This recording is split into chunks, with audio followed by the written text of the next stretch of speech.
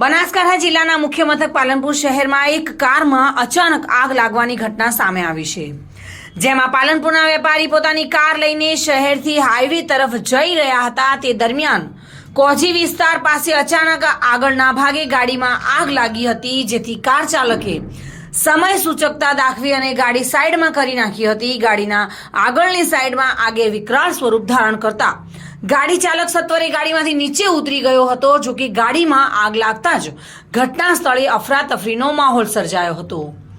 બનાવના પગલે સ્થાનિક લોકો એકત્ર થઈ આગ પર કાબુ મેળવવાના પ્રયત્નો હાથ ધર્યા હતા। બનાવની જાણ પાલનપુર નગરપાલિકા ફાયર ફાઈટરને થતા મોડે પાલિકા ફાઈટર ઘટના સ્થળે પહોંચી ગાડી પર પાણીનો સતત મારો ચલાવી આગ પર કાબુ મેળવ્યો હતો।